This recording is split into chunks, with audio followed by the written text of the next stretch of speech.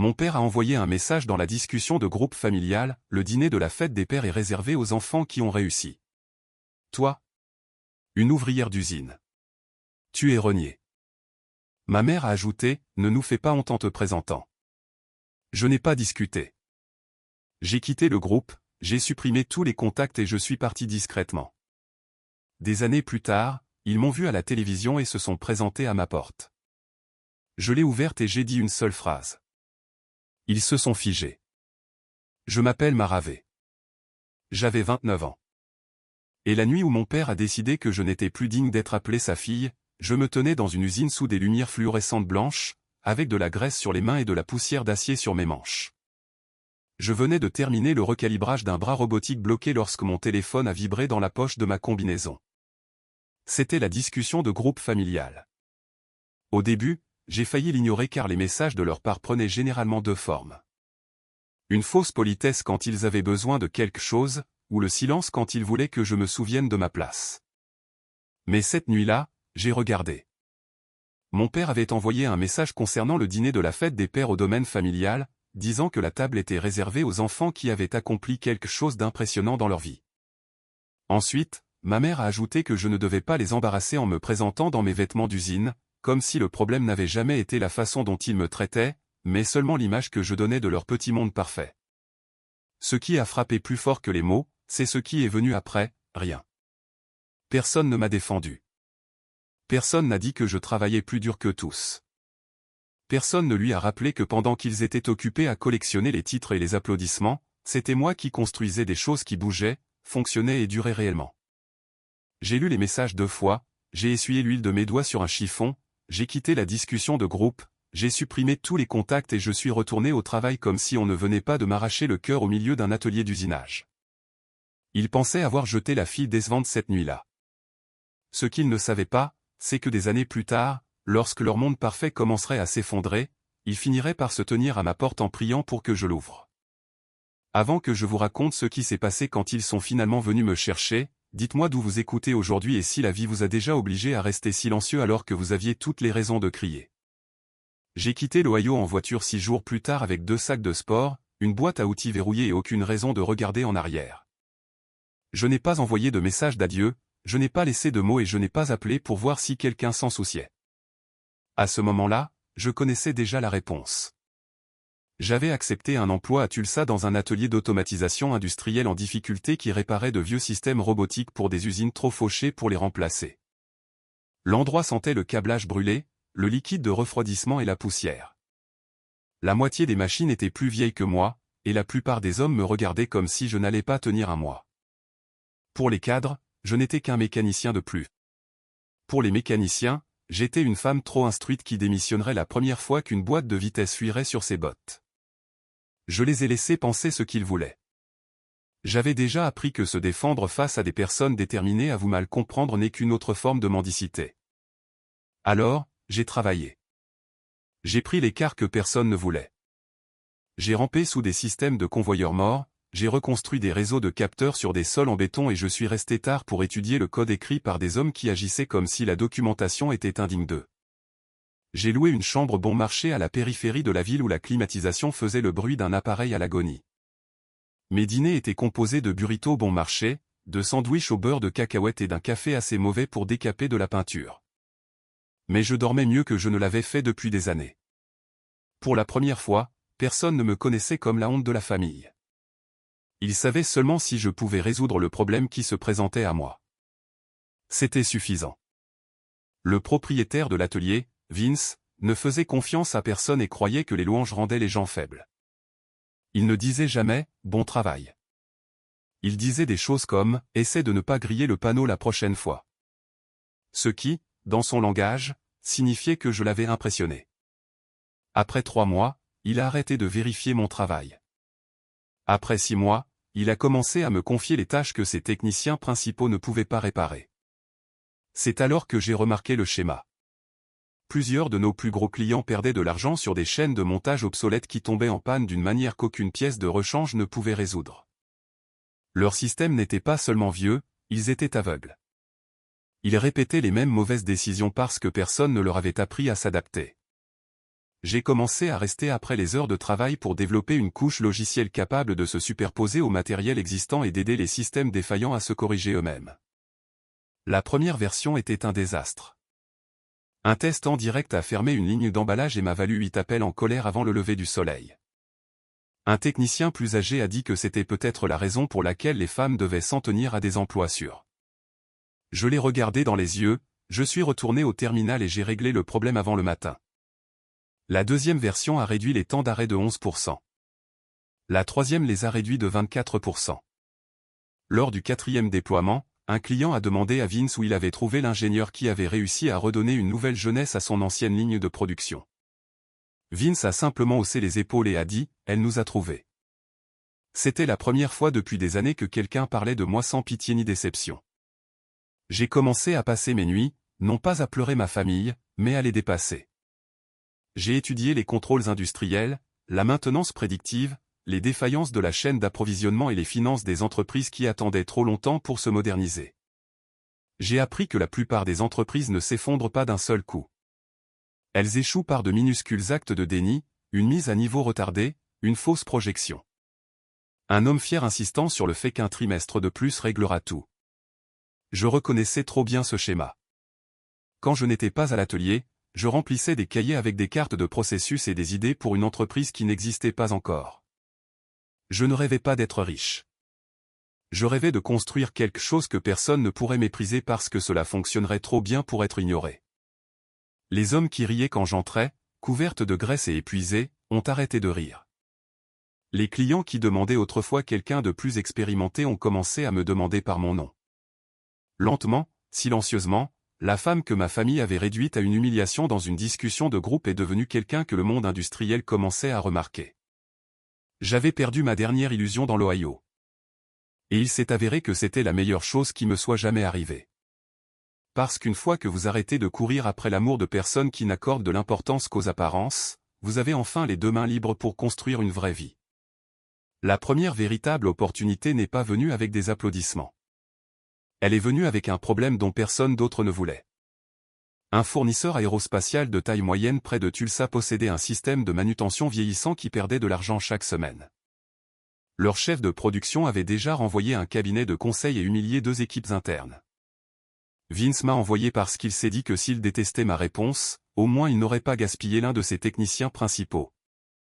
J'ai passé 16 heures sur leur site sur 2 jours, observant la synchronisation entre les stations, traçant les erreurs de lecture, étudiant où les anciens bras robotiques hésitaient avant chaque transfert. La chaîne n'était pas cassée de la manière dont ils le pensaient.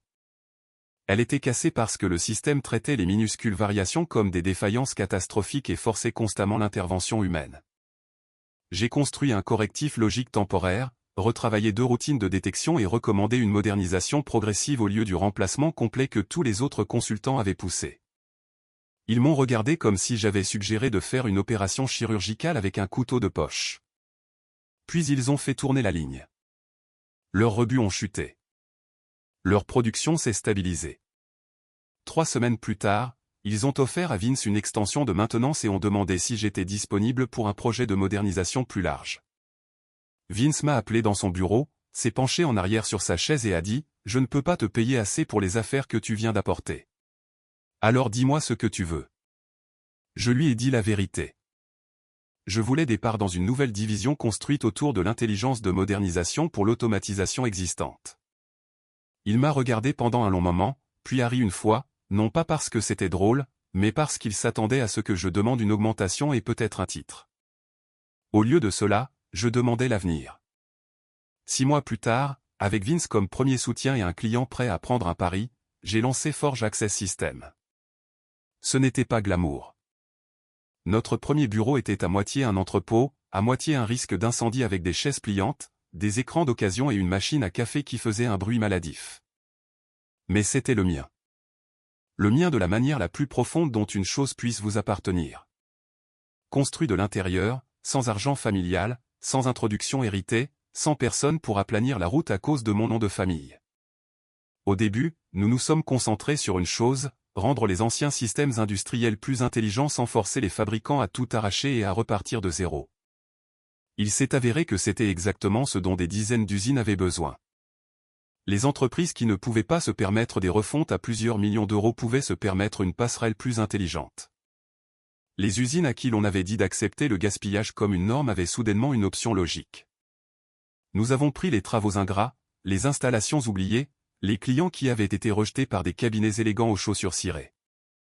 Et parce que je savais ce que c'était que d'être regardé de haut pour travailler avec ses mains, j'ai construit la culture de l'entreprise autour du respect de chaque personne sur le terrain. Les ingénieurs écoutaient les mécaniciens, les concepteurs marchaient sur la ligne de production. Personne n'avait le droit de parler du travail manuel comme d'un détail malheureux en dessous de la stratégie. Cette seule règle nous a rendus différents. À la fin de la 2e année, nous avions des contrats dans l'automobile, l'aérospatiale et la logistique. À la 3e année, nous développions des systèmes adaptatifs pour des sous-traitants de la défense qui se souciaient moins du pédigré que des performances. C'est à ce moment-là que l'argent a commencé à rentrer assez vite pour tenter des choix stupides. Les gens autour de moi ont commencé à suggérer les choses habituelles. La visibilité, l'image de marque personnelle, un siège social tape à accent grave-l'œil, le genre de maison qui rend bien sur les images de drones, une voiture conçue moins pour le transport que pour la thérapie de l'ego. J'ai tout rejeté. J'avais passé trop d'années à regarder les gens confondre avoir l'air important avec être précieux. Alors, pendant que d'autres posaient pour des magazines, j'ai investi de l'argent dans des brevets, des acquisitions et une petite équipe interne qui étudiait les actifs industriels en difficulté. Au début, nous n'achetions que des fournisseurs défaillants dont l'outillage ou les logiciels pouvaient être sauvés. Puis, l'une de mes expertes en finance, une femme d'une intelligence terrifiante nommée Nina, a proposé quelque chose de plus grand. Les entreprises au bord de l'effondrement avaient souvent des obligations complexes. Des privilèges sur les équipements, des créances, des paquets de dettes et des risques juridiques regroupés d'une manière que la plupart des acheteurs évitaient parce que c'était désordonné. Mais le désordre ne m'avait jamais fait peur. Le désordre était là où vivait la vérité. Nous avons commencé à acheter de manière sélective des titres en difficulté liés à la fabrication et aux infrastructures industrielles. Non pas parce que je voulais devenir une sorte de méchant de dessin animé caressant un chat en profitant de la misère des autres, mais parce que les systèmes cassés peuvent être reconstruits si vous comprenez où se situe réellement le fardeau. Une acquisition a conduit à une autre. Nous avons acheté des obligations en défaut liées à un réseau logistique régional, puis à un distributeur d'automatisation en difficulté. Puis un bloc d'obligations en souffrance lié à une série de sociétés de services professionnels surendettées qui avaient garanti le financement de projets de redéveloppement industriel. Nina a signalé un dossier et me l'a apporté un jeudi pluvieux. Le cabinet principal rattaché à la structure était basé à New York. Son nom m'a frappé comme un courant d'air froid sous une porte verrouillée. Graham Vela & Partners, le cabinet de mon père. Je n'ai rien dit pendant si longtemps que Nina m'a demandé si je les connaissais. Je lui ai dit que j'en savais assez. Les détails ont pris du temps à être démêlés, mais les grandes lignes étaient claires. Mon frère avait aidé à négocier ou à conseiller sur une chaîne d'accords de financement privé à haut risque liés à des projets de redéveloppement et d'expansion. Ma sœur avait gravité autour, s'occupant de la gestion d'images et des relations publiques chaque fois que les investisseurs devenaient nerveux. Et le cabinet de mon père, dans toute sa confiance polie, avait placé sa réputation et son poids contractuel derrière plus d'engagements qu'il ne pouvait en supporter en toute sécurité. Il n'était pas encore tombé, mais la structure sous eux pourrissait. Pendant une seconde suspendue, je me suis souvenu de l'atelier de l'usine dans l'Ohio, du bourdonnement de mon téléphone, du message me disant que j'étais une honte parce que mon travail tachait mes vêtements. Puis j'ai fermé le dossier et j'ai dit à Nina de procéder exactement comme elle le ferait si ce nom ne signifiait rien pour moi. Si la vengeance devait exister dans cette histoire, elle ne viendrait pas d'un sabotage mesquin. Elle viendrait de la réalité arrivant à l'heure prévue.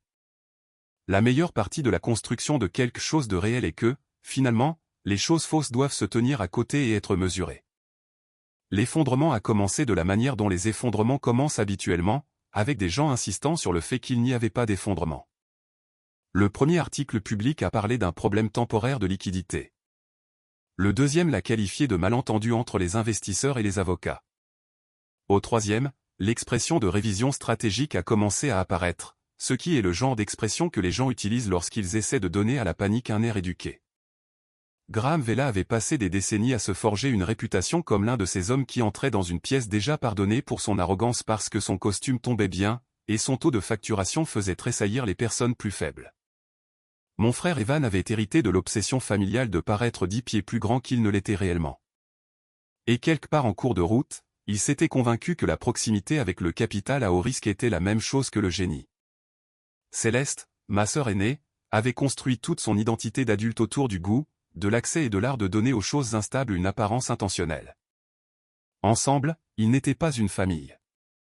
Ils étaient un écosystème de fraude polie, maintenu par l'image, le déni et la promesse mutuelle de ne jamais dire la partie silencieuse à voix haute. Lorsque les accords de redéveloppement ont commencé à échouer, ils ont fait ce que les gens comme eux font toujours en premier. Ils ont blâmé le marché, puis leurs ennemis, puis le timing, puis tous ceux qui les avaient prévenus à l'avance. Mais la dette ne se soucie pas de votre charme. Les contrats ne fondent pas parce que vous avez un jour été cité dans le bon magazine. Une par une, les protections qu'ils pensaient solides ont commencé à céder. Les investisseurs ont porté plainte. Un prêteur a réclamé une obligation plus tôt que prévu. 2 associés du cabinet ont démissionné à une semaine d'intervalle, ce qui, dans ce monde, était l'équivalent juridique de la fumée sous une porte verrouillée. Un client est parti discrètement. Puis 3 autres ont fait de même. Une rubrique de potins a laissé entendre que certains noms devenaient radioactifs lors des dîners privés à Manhattan. Les personnes qui s'étaient autrefois vantées de connaître mon père avaient soudainement des conflits d'emploi du temps. Mon frère, qui riait autrefois des personnes ayant des emplois pratiques, et passait des tables rondes au contrôle des dégâts en privé. Les réseaux sociaux soigneusement organisés de Céleste se sont adoucis du jour au lendemain. Les vacances ont disparu. Le champagne a disparu. Les légendes sur la gratitude et l'héritage ont disparu. À leur place sont venues des lignes vagues sur les saisons difficiles et la protection de ceux qui comptent le plus. Je connaissais le ton. C'était le langage des personnes essayant de rebaptiser les conséquences en développement de caractère. Chez Forge Access, nous avons continué à acquérir ce qui avait du sens. Nina et nos avocats externes m'ont apporté des briefings avec la température émotionnelle de l'acier glacé. La chaîne de dette impliquant le cabinet de Graham était plus laide qu'elle n'y paraissait au premier abord. Ils ne s'étaient pas contentés de conseiller à une distance de sécurité. Ils avaient permis à leur crédibilité personnelle, et dans certains cas à des obligations contractuelles, de soutenir une structure qui n'avait plus assez de flux de trésorerie pour supporter son propre poids. Les empreintes d'Evan étaient partout. Il avait poussé des hypothèses agressives. Il avait traité la dynamique comme une preuve. Il s'était comporté exactement comme le genre d'homme qui pense que l'intelligence signifie ne jamais avoir à dire que l'on a eu tort. Nous n'avons rien saisi du jour au lendemain. Le vrai pouvoir avance plus lentement que les fantasmes. Il examine, attend, vérifie et laisse les personnes faibles s'épuiser à faire semblant d'avoir encore un levier de négociation. Puis est venu le profil qui a tout changé. J'avais résisté à la grande presse pendant des années, mais un magazine national a insisté pour faire un reportage sur l'automatisation industrielle, la résilience de la fabrication nationale et la nouvelle génération de fondateurs qui reconstruisaient des secteurs négligés. J'ai failli refuser. Puis j'ai pensé à chaque jeune femme dans chaque atelier qui avait été traitée comme un inconvénient temporaire jusqu'à ce qu'elle résolve le problème le plus difficile de la pièce, et j'ai dit oui. L'article m'a qualifié de l'une des voix les plus importantes de la renaissance des systèmes industriels américains. Un autre média m'a invité à une émission télévisée sur les affaires après que Forge Access a obtenu un contrat lié à la défense et annoncé une initiative de formation de la main-d'œuvre dans 3 États. Je me suis assis sous les lumières du studio dans un costume sombre sur mesure, j'ai répondu à des questions sur la dignité du travail, la fabrication adaptative et la stratégie à long terme, et je n'ai pas mentionné ma famille une seule fois. Je n'en avais pas besoin. Mon visage suffisait. Plus tard, par des canaux que je n'avais pas demandé à confirmer, j'ai appris exactement comment ils m'ont vu. Pas en personne, pas avec des remords, mais sur un écran au milieu de la saison la plus humiliante de leur vie.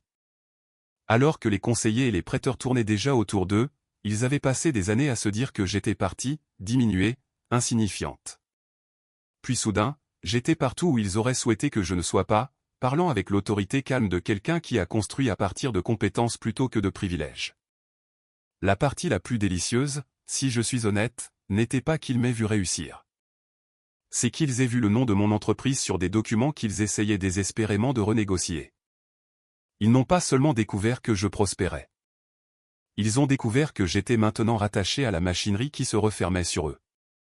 J'imagine que c'est le moment où mon père a ressenti quelque chose qu'il m'avait refusé pendant des années. L'impuissance. Apparemment, la première tentative pour me joindre s'est faite par l'intermédiaire d'un tiers, puis d'une vieille connaissance de la famille, puis d'un de mes anciens collègues de l'Ohio qui s'est soudainement souvenu de mon existence. J'ai tout ignoré. Je n'avais pas passé des années à construire une vie juste pour laisser la panique du passé la redécorer. Mais le désespoir rend les gens audacieux. Et les gens comme ma famille croient toujours que le sang est un passe-partout. Même après avoir passé des années à s'en servir comme d'une arme. Au moment où ils ont décidé de venir en personne, ils ne venaient pas parce que l'amour était revenu. Ils venaient parce qu'il n'y avait plus d'option. Et il y a une sorte de vérité particulière qui n'apparaît que lorsque les gens cessent de vous vouloir pour vous-même et commencent à avoir besoin de vous pour survivre. Le jour où ils sont venus chez moi, le temps n'était pas assez dramatique pour ce qu'ils méritaient. Pas de tonnerre, pas de tempête cinématographique, juste un ciel gris bas sur les collines à l'extérieur d'Austin et un vent froid assez coupant pour rendre l'impatience misérable. Je terminais un appel vidéo avec notre équipe des opérations en Arizona lorsque mon chef de la sécurité m'a envoyé un message indiquant que 3 visiteurs étaient arrivés à la porte en prétendant être de la famille. Je n'avais pas besoin de nom. L'expression elle-même semblait absurde. La famille. Il est étonnant de voir à quel point ce mot devient flexible lorsque l'argent est impliqué. Je les ai laissés attendre pendant que je terminais la réunion. Non pas parce que j'essayais de mettre en scène une petite performance cruelle, mais parce que j'avais appris quelque chose d'important dans les affaires et dans la vie. L'urgence appartient à la personne qui a le moins de choix. Ils avaient passé des années à agir comme si mon existence pouvait être effacée par commodité. Ils pouvaient attendre dehors un moment et considérer l'inconvénient de ne pas avoir d'importance pour la personne derrière le portail. Après la réunion, j'ai marché jusqu'au mur de verre de mon bureau et j'ai regardé l'allée. Ils étaient là, diminués, mais essayant toujours de porter la dignité comme un costume que personne ne remettrait en question. Mon père se tenait au centre, le manteau boutonné haut, une main agrippant un parapluie qu'il n'avait pas complètement ouvert parce que la pluie ne s'était pas encore décidée. Il paraissait plus vieux que son âge, mais pas plus doux. Les hommes comme lui ne s'adoucissent pas. Ils se fissurent sur les bords et appellent cela du stress. Evan se tenait d'un côté, vérifiant son téléphone trop souvent, l'habitude nerveuse d'un homme habitué à résoudre chaque problème en faisant en sorte que quelqu'un d'autre se sente plus petit. Céleste avait choisi un manteau trop élégant pour les circonstances, ce qui me disait qu'elle croyait toujours que les apparences faisaient partie de la négociation. J'ai failli rire. Même maintenant, même ici, ils étaient habillés pour un monde qui s'était déjà détourné d'eux. J'ai dit à la sécurité de les amener jusqu'à la cour extérieure, mais pas plus loin. Quand je suis sorti, le vent a poussé une mèche de cheveux sur mon visage, et pendant une brève seconde, j'ai pensé à la dernière fois que l'un d'eux m'avait vu en personne. À l'époque, je portais des bottes de travail, et j'avais avalé une colère si profonde qu'elle avait le goût du métal. Maintenant, je portais un costume gris anthracite, des talons bas, et le genre de tranquillité que l'on n'acquiert qu'après avoir survécu à des personnes qui essaient sans cesse de vous définir pour leur propre convenance. Mon père a parlé le premier. Bien sûr. Il avait toujours cru que la première phrase lui appartenait. Mara, a-t-il dit, comme s'il testait si le nom lui obéissait toujours. J'ai toujours su que tu étais capable de quelque chose d'extraordinaire. Je l'ai regardé assez longtemps pour que le silence réponde à ma place. Céleste est intervenue avec un sourire triste, tellement répété qu'il aurait dû être accompagné d'indications scéniques. Tu nous as manqué. Cela m'a presque impressionné. Non pas parce que c'était convaincant, mais parce qu'elle pouvait encore former un mensonge avec sa bouche si proprement après que le monde l'eût déjà puni pour avoir vécu dans un tel mensonge. Evan s'est avancé ensuite, passant directement à la pratique. Nous n'avons pas de temps pour de vieux malentendus. Les choses sont compliquées en ce moment, et nous devons parler comme des adultes. C'était là. Pas de remords, pas de vérité, juste le besoin. Mon père a pris une respiration qui semblait coûteuse. Certaines parties sont devenues inutilement agressives. Si ton entreprise a de l'influence sur les personnes qui gèrent cette affaire, je te demande de nous aider à ralentir les choses. Ralentir les choses. C'était ainsi qu'il décrivait les conséquences d'années d'arrogance, de mauvais jugement et d'utilisation de sa réputation comme garantie pour des fantasmes. J'ai croisé les mains devant moi et j'ai posé la question la plus simple qui me soit venue à l'esprit. Quand vous m'avez dit de ne pas me présenter pour la fête des pères parce que mon travail vous faisait honte, était-ce aussi un malentendu d'adulte? Personne n'a répondu. La pluie a enfin commencé, fine et froide. Le mascara de Céleste était de trop bonne qualité pour couler, ce qui correspondait bien à son image. Evan a expiré brusquement et a détourné le regard. Mon père a de nouveau essayé l'autorité, comme le font souvent les hommes en échec lorsqu'ils sont à court de vérité. Tu es toujours ma fille. Je n'ai pas élevé la voix. C'est la partie que les gens imaginent toujours mal. Ils pensent que la vengeance est bruyante parce qu'ils confondent la douleur et le pouvoir. Le vrai pouvoir n'a pas besoin de volume.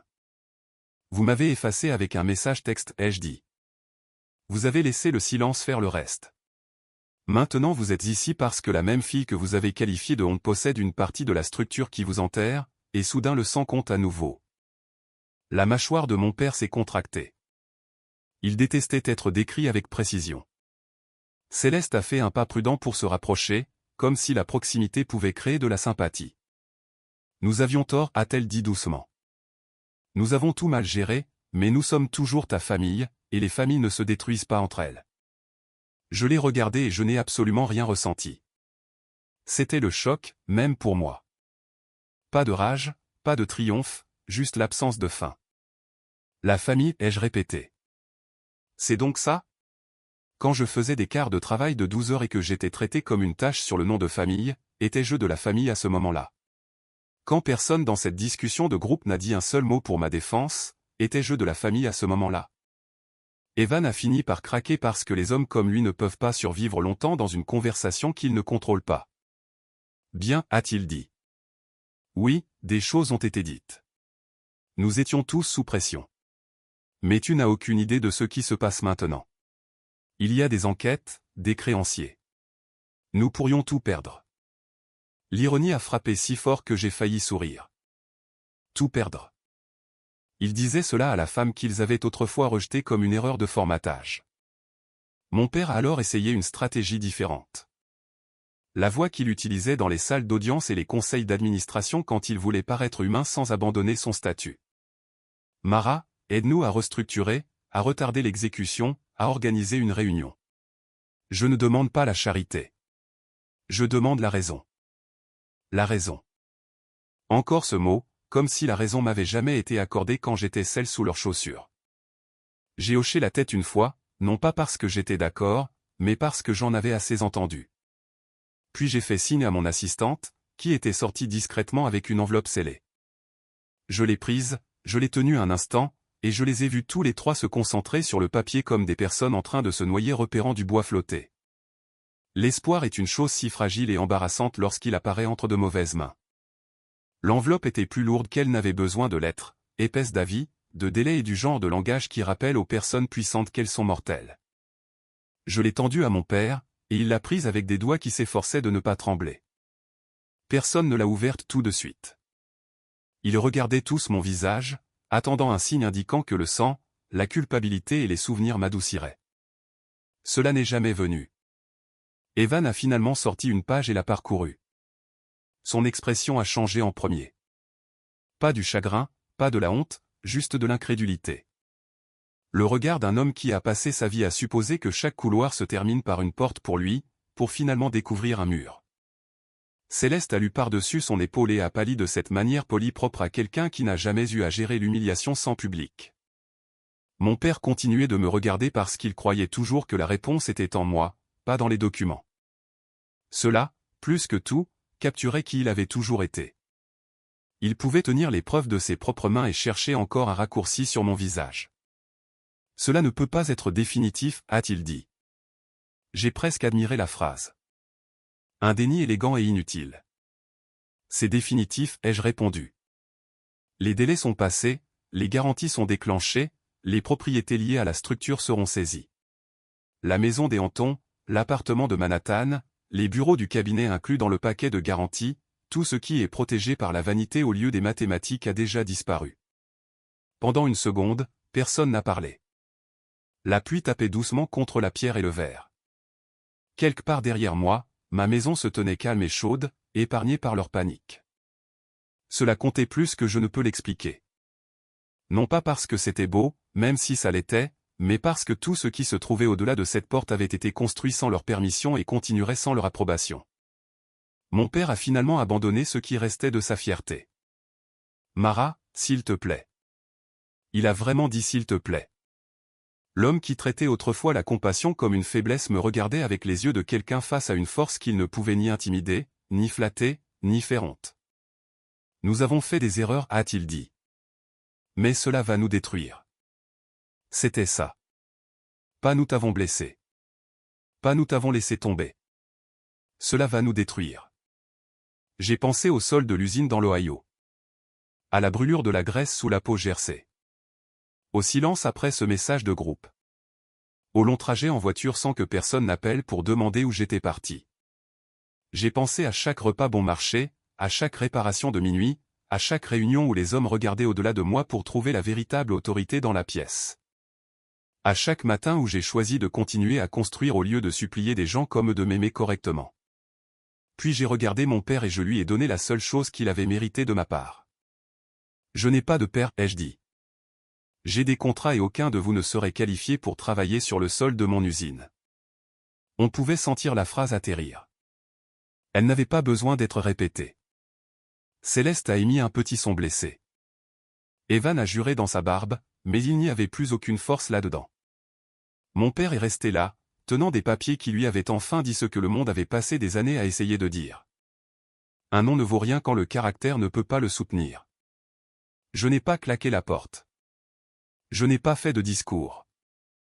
Je me suis retourné et j'ai marché vers la maison avec le rythme calme de quelqu'un qui quitte une réunion qui est déjà terminée. La sécurité s'est avancée pendant que je franchissais le seuil, poli et efficace, prête à les escorter hors de la propriété si nécessaire. J'ai entendu mon père appeler mon nom une fois. J'ai continué à marcher. La porte s'est refermée derrière moi avec un léger clic qui a semblé presque bienveillant. C'était le moment. Plus que les papiers, plus que la pluie, plus que les supplications, où c'est devenu réel. Pas pour moi, pour eux. Ils étaient à l'extérieur. J'étais à l'intérieur. Et rien au monde n'allait inverser cette vérité. Je suis resté dans le hall pendant un moment, respirant le cèdre, le béton poli et la légère odeur de café venant de la cuisine. Mon cœur était stable. Pas de main tremblante, pas de larmes de triomphe, juste de la tranquillité. Les gens parlent de la vengeance comme si c'était du feu ou du verre brisé. Mais la vengeance la plus dévastatrice que j'ai jamais connue est l'indifférence gagnée honnêtement. Pas faire semblant de s'en moquer. Ne vraiment avoir besoin de rien de la part des personnes qui avaient autrefois le pouvoir de vous écraser. Au moment où les portes se sont refermées derrière leur voiture, j'étais déjà à l'étage en train d'examiner une proposition de formation pour nos nouveaux apprentis. C'est la partie que personne ne vous dit. La meilleure fin n'est pas quand ils souffrent. C'est quand leur souffrance n'a plus le pouvoir d'interrompre votre vie. Le lendemain matin, j'étais de retour chez Forge Access avant 8 heures, marchant sur le plateau de formation avec une tablette dans une main et un casque de sécurité sous le bras. Le nouveau groupe d'apprentis avait commencé cette semaine-là. 24 personnes d'horizons différents, certaines fraîchement sorties d'un collège communautaire, d'autres d'anciens ouvriers à la chaîne, des femmes qui avaient passé des années à s'entendre dire qu'elles en faisaient trop pour une pièce et pas assez pour la suivante. J'avais prévu de garder ma situation familiale privée et, pour la plupart, je l'ai fait. Ils n'avaient pas besoin des détails. Les jeunes qui essaient de construire un avenir ne devraient pas avoir à porter l'amertume de quelqu'un d'autre dans le cadre de leur orientation. Mais ce matin-là, en regardant un jeune de 19 ans ajuster un support de capteur défaillant avec des mains prudentes et une nervosité visible, j'ai compris une fois de plus pourquoi mon histoire comptait si je la racontais correctement. Pas comme des commérages, pas comme un théâtre de vengeance, mais comme une preuve. La preuve que le monde peut vous mentir sur votre valeur pendant des années et toujours échouer à rendre ce mensonge vrai. Plus tard cet après-midi-là, je me suis assise avec le groupe dans notre laboratoire d'apprentissage. Pas de scène, pas d'éclairage dramatique, juste des tables en acier, des tableaux blancs et le faible bourdonnement d'une installation en fonctionnement autour de nous. Je leur ai dit que je savais ce que c'était que d'être jugé avant même d'ouvrir la bouche. Je savais ce que c'était que d'entendre les gens prononcer le mot usine et penser petit, temporaire, décevant. Je leur ai dit que certaines des personnes les plus intelligentes que j'avais jamais rencontrées ne portaient pas de marque de luxe et ne parlaient pas dans des cercles polis. Elles portaient des chaussures de sécurité à embout d'acier, transportaient des outils et maintenaient des systèmes entiers en vie pendant que d'autres récoltaient le mérite. Ensuite, je leur ai dit quelque chose de plus difficile. Parfois, les personnes qui vous sous-estiment ne sont pas des étrangers. Parfois, ce sont les personnes qui partagent votre sang, votre histoire, votre nom de famille. Parfois, elles ne comprennent comment aimer que les personnes qui les font paraître impressionnantes. Et si cela arrive, vous devez apprendre la différence entre l'amour et l'approbation avant que cela ne vous brise. La pièce est devenue silencieuse de la manière dont le font les pièces honnêtes. J'ai été prudente avec la partie suivante parce que je ne voulais que personne ne parte avec du poison dans la poitrine. Les limites ne sont pas de la cruauté, ai-je dit. S'éloigner des personnes qui continuent de vous humilier n'est pas une trahison. C'est du respect de soi. La famille est censée protéger votre dignité, pas l'échanger contre des apparences. Si quelqu'un vous demande sans cesse de rétrécir pour qu'il puisse se sentir plus grand, il ne demande pas la paix. Il demande la permission de continuer à vous blesser. J'ai pu voir plusieurs visages changer à cette reconnaissance, du soulagement, peut-être du chagrin. Puis j'ai ramené le sujet au travail parce que le travail, le vrai travail honnête, m'avait sauvé plus que la vengeance ne le pourrait jamais. Le travail manuel n'est pas honteux, leur ai-je dit. Construire, réparer, entretenir, concevoir, résoudre. Ces choses comptent. Le monde fonctionne grâce aux mains et aux esprits de personnes que trop d'autres ignorent. Ne laissez jamais personne transformer un travail honnête en quelque chose dont vous devez vous excuser. Si votre emploi est fondé sur la discipline et l'intégrité, il porte plus de dignité qu'un titre que quelqu'un a hérité ou qu'une réputation que quelqu'un a polie avec les efforts des autres. Après la session, j'ai signé les derniers documents créant le Forge Access Skill Future Fund, un programme de bourse et d'apprentissage financé en partie par les actifs récupérés et les revenus liés au plan de restructuration que nous avions légalement appliqué. Certaines personnes trouveraient probablement cela poétique. J'ai appelé cela une justice efficace. L'argent qui aidait autrefois à soutenir la vanité, les jeux de statut et le théâtre financier imprudent allait maintenant payer les frais de scolarité, les outils, le soutien à la garde d'enfants, les frais de certification et les subventions d'urgence pour les fils et les filles de mécaniciens, de machinistes, de soudeurs et d'opérateurs d'usines. Si la douleur vous apprend quelque chose qui vaut la peine d'être conservé, elle devrait vous apprendre comment rendre la route moins brutale pour quelqu'un d'autre. Un mois plus tard, j'ai visité l'une de nos écoles partenaires et j'ai rencontré une fille nommée Teresa, dont le père avait travaillé de nuit dans une usine d'emboutissage pendant 22 ans. Elle m'a dit qu'elle adorait la robotique, mais qu'elle avait failli abandonner parce qu'elle ne pouvait pas se payer le transport et que sa famille avait besoin de ses revenus. Le fond a couvert les deux. Elle a pleuré quand elle l'a appris. Pas moi. J'avais suffisamment pleuré dans la version de ma vie où je confondais encore le rejet avec un verdict. Maintenant, je préférais les résultats, les vrais, du genre qui changeaient la direction de l'avenir d'une personne. Lors des nuits calmes, je pense encore parfois à ce message de groupe, celui qui était censé me définir. Les mots ne font plus mal comme avant. Ils semblent petits maintenant, presque enfantins, comme une serrure bon marché sur une porte que j'ai dépassée il y a des années. Les personnes qui ont envoyé ces mots croyaient que la valeur venait de l'image, du statut et des invitations. J'ai appris que la mienne venait de l'endurance, de la compétence et du refus de laisser la cruauté réécrire qui j'étais. C'est la leçon que je porte. Et c'est celle que je transmettrai à quiconque m'écoute et qui a déjà été amené à se sentir inférieur en raison de l'endroit où il travaille, de la façon dont il vit, ou de l'approbation qu'il ne cherche plus. Votre valeur ne réside pas dans un titre sur une carte de visite. Elle ne réside pas à une table de dîner chic ou dans la bouche de quelqu'un de trop superficiel pour comprendre votre force. Votre valeur réside dans ce que vous construisez, ce que vous protégez, et qui devient plus en sécurité parce que vous avez survécu. Je n'ai jamais été une moins que rien. Je n'ai jamais été l'échec de la famille. J'étais simplement celle qu'ils ne pouvaient pas mesurer parce qu'ils ne savaient vénérer que les surfaces. En fin de compte, c'était leur tragédie, pas la mienne. J'ai construit une vie qui n'a pas besoin de leurs excuses. Et j'ai transformé la porte qu'ils m'avaient autrefois claquée au nez en un portail qui s'ouvre pour des personnes qui méritent une vraie chance. S'il y a une vengeance qui mérite d'être admirée, ce n'est pas celle qui laisse descendre. C'est celle qui laisse quelque chose d'utile derrière elle.